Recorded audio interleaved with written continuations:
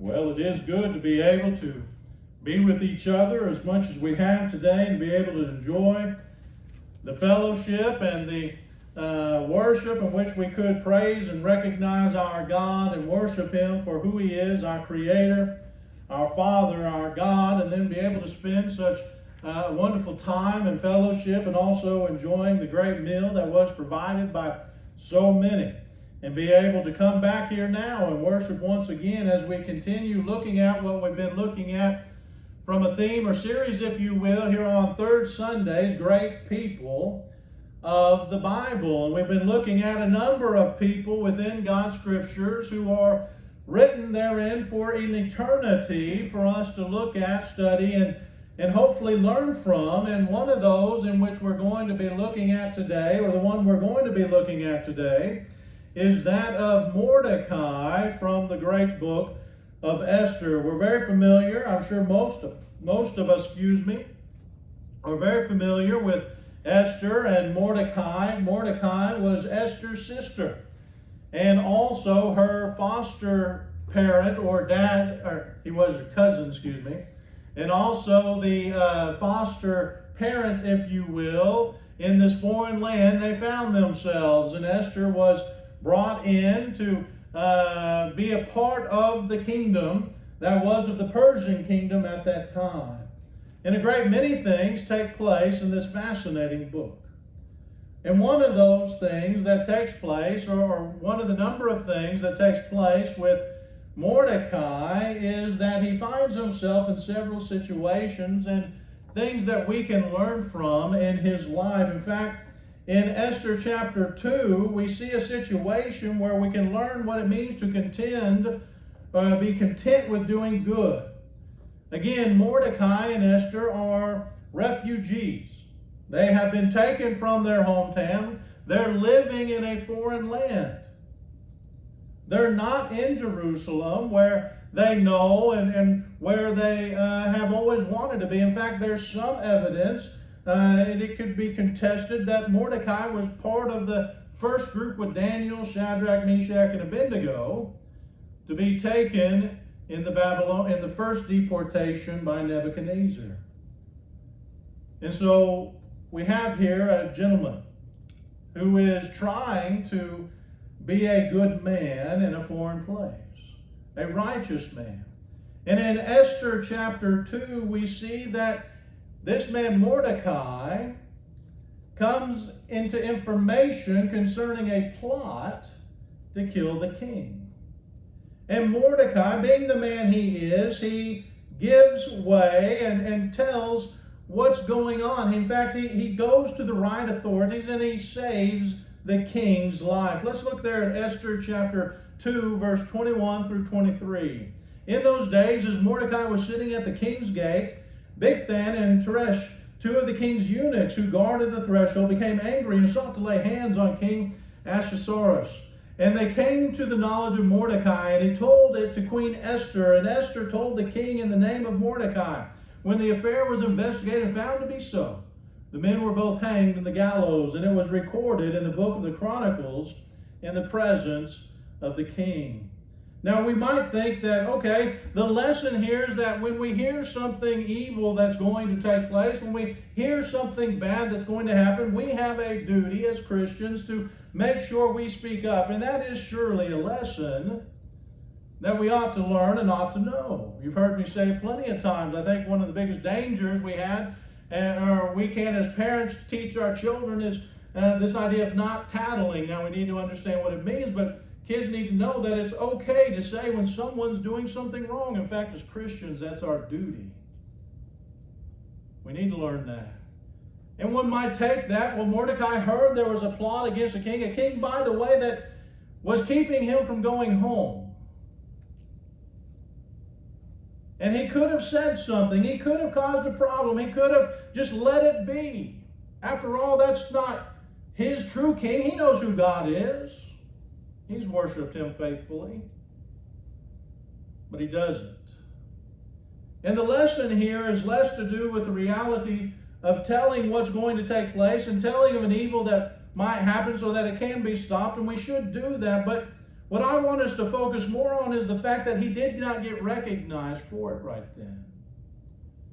He did the right thing, knowing he might not ever get recognized for it. He saved the king's life. Think about that. And here's how it ends. And it was recorded in the book of the Chronicles in the presence of the king. The king knew he had saved his life. The king knew his name. Now later on in chapter 6, when the king is kind of bored and the king is having a restless night, he has these chronicles read and he's reminded of Mordecai and what he did. And he actually, in a turn of events, as we'll talk about in a moment, has Mordecai's enemy go out and celebrate Mordecai for him, to take him to the streets and let everybody know what he did. But there's a long time that passes between the event of the king's life being saved and him being recognized. Mordecai did it simply because it was the right thing to do. He didn't receive honor at that time or praise. He didn't complain either, though. He could have said, why am I not being thought of? Why are they not looking at me? Why am I not being praised? I've saved the king's life. But he didn't do that. No, he was content with simply doing the right thing. In Galatians chapter 6 and verse 9, Paul, inspired by God, will say this, and let us not grow weary of doing good, for in due season we will reap if we do not give up. Simply doing the right thing is the right thing. And we should be content, no matter the outcome, of doing the right thing. 2 Thessalonians chapter 3, verse 13, as for you, brothers, do not grow weary in doing good.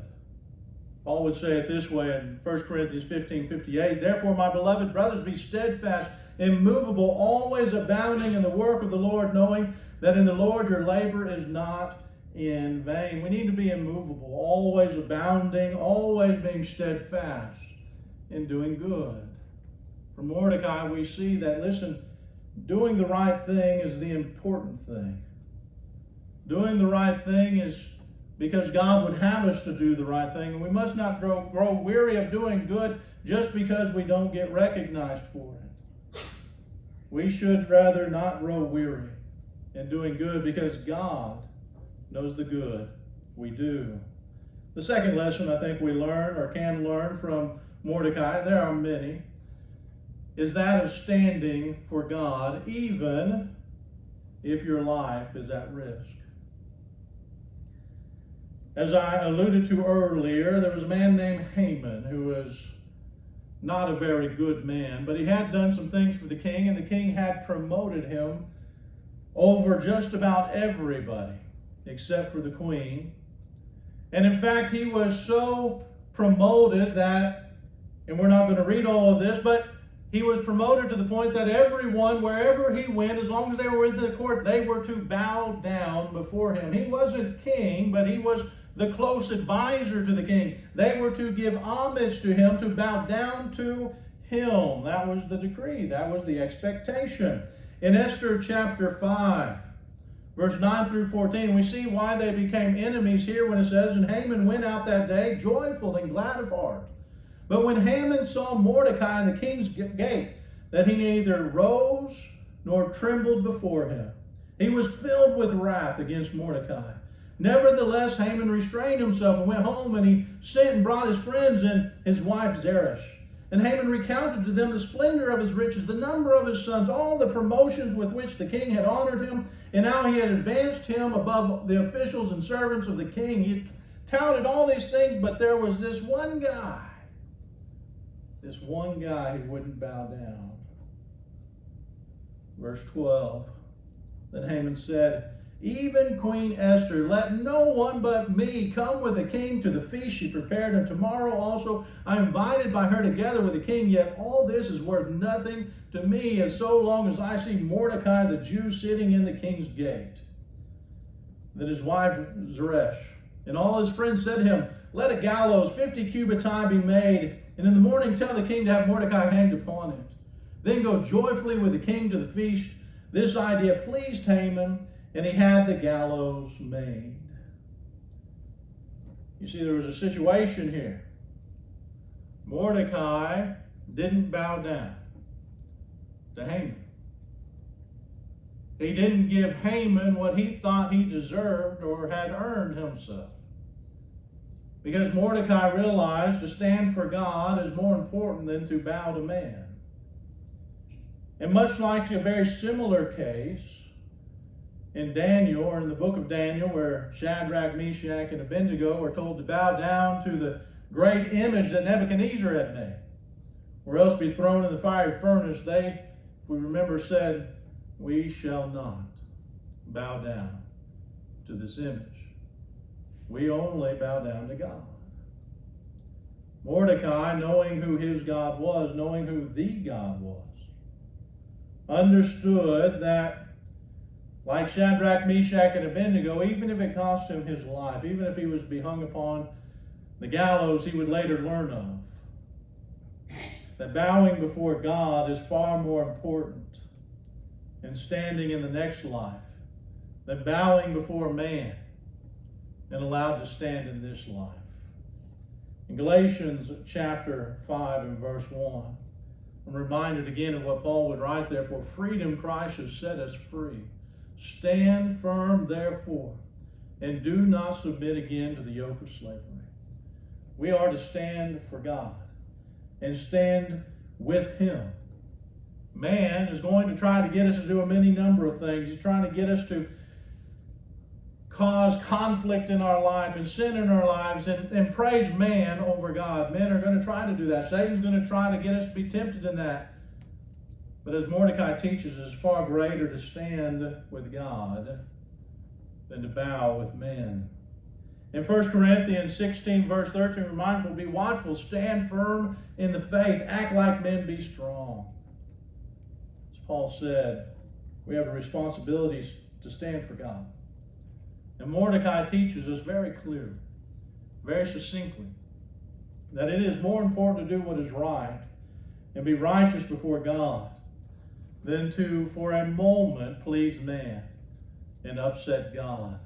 It is a fearful thing to fall into the hands of a living God who has the ability, and we should always be mindful, as we talked about last Wednesday, in fact, that has the ability to sentence us to an eternity away from Him. It is far more important to deal with the sufferings and momentary challenges of this life that righteousness might bring, that standing for God would bring, than a lifetime and an eternity in hell. This afternoon, as you reflect upon your walk with God, have you been standing with God as you should?